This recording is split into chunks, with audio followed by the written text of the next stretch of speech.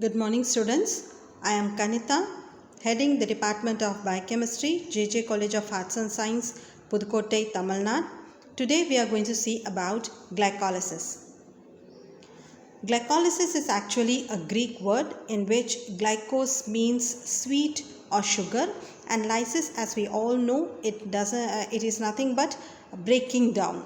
Glycolysis actually it is the first step in the breaking down of the glucose, through which we are able to extract energy which is required for various metabolic reactions which takes place within a particular cell. So in glycolysis we have got series of reactions. So these series of reactions help in breaking down the glucose and extracting ATP molecules or the high energy molecule from this particular pathway. This pathway is also known as Embden-Meyerhof pathway. Glycolysis, it takes place in all the types of cells, in all the types of organisms.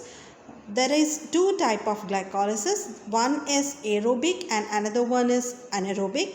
Aerobic glycolysis requires oxygen, whereas anaerobic glycolysis doesn't require oxygen.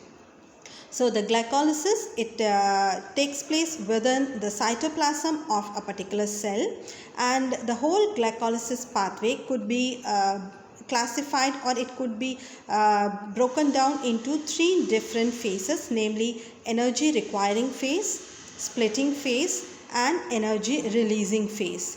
The reversal form of glycolysis, that is the pathway which helps in the formation of glucose from other non-carbohydrate sources, is known as gluconeogenesis. So now we are going to study all the reactions which takes place within the glycolysis. Fine. So in the first step, what happens is glucose, it gets converted into glucose 6-phosphate. So in this step, the phosphate group gets attached to the sixth carbon atom of the glucose. The phosphate group is being donated by ATP. So ATP gets converted into ADP during this process, and this reaction is being catalyzed by the enzyme called hexokinase.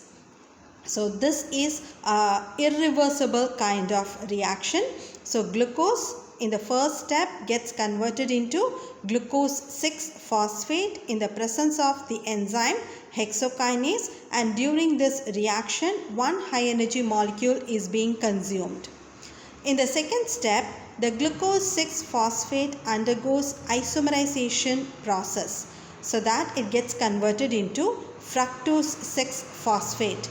This reaction is reversible kind of reaction, and this reaction is being catalyzed by the enzyme phosphoglucoisomerase. Fructose is an isomeric form of glucose. Glucose is a ketose sugar, whereas the glucose is the aldose sugar. Fructose is a ketose sugar. So during this second step, the aldose gets converted into ketose. In the third step, fructose 6-phosphate takes up one more atom of phosphate, so that it gets converted into fructose 1,6-bisphosphate. So now we have got a phosphate group in the first position of the fructose also.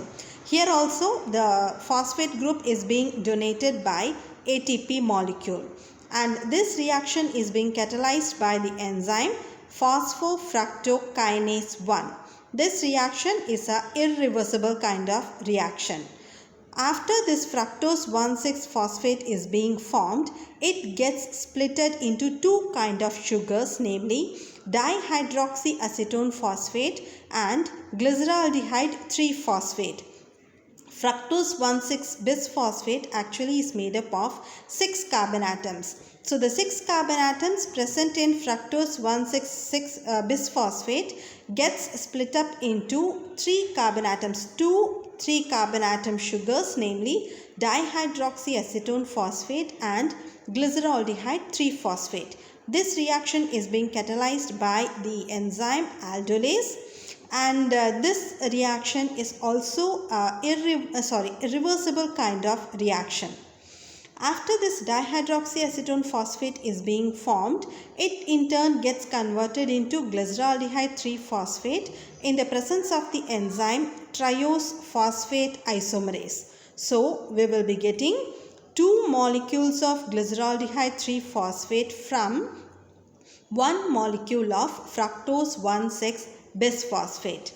This glyceraldehyde 3-phosphate which is being formed then gets converted into 1,3-bisphosphoglycerate in the presence of the enzyme glyceraldehyde 3-phosphate dehydrogenase. So this process is a oxidation process during which hydrogen atoms are being removed. The removed hydrogen atoms are being taken up by NAD molecules, so that NAD gets converted into NADH and H+.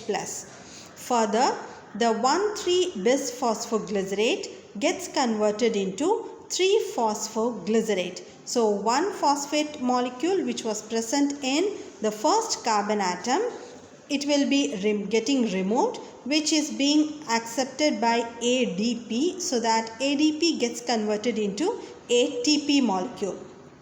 This reaction is a reversible kind of reaction, and this is being catalyzed by the enzyme phosphoglycerate kinase.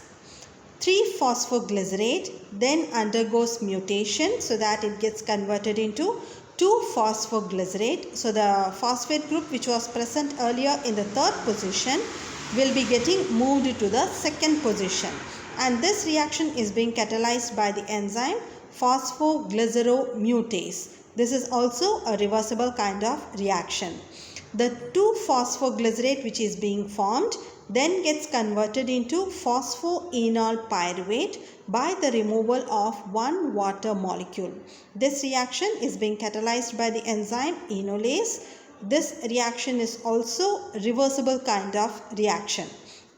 Phosphoenol pyruvate finally gets converted into pyruvate with the help of the enzyme pyruvate kinase. During this reaction, phosphate group which is being removed gets accepted by ADP, so that ADP gets converted into ATP.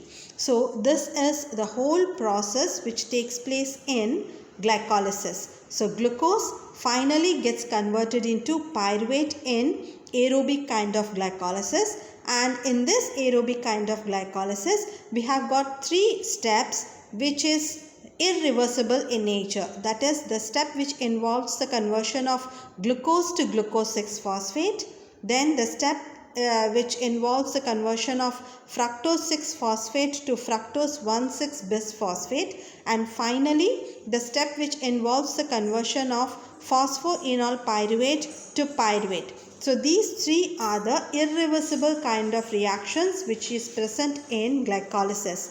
All the other reactions are reversible in nature, and this glycolysis process takes place in cytoplasm.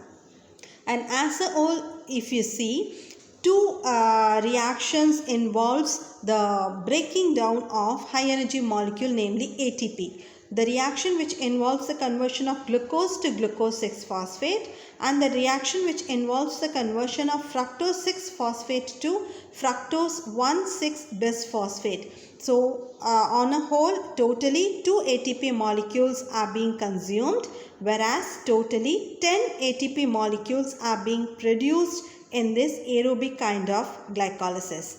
So the net profit of ATP molecules in this glycolysis process is totally 8. So out of the 10 molecules, 2 ATP molecules have been consumed. So the net profit or the net energy production in aerobic kind of glycolysis is 2.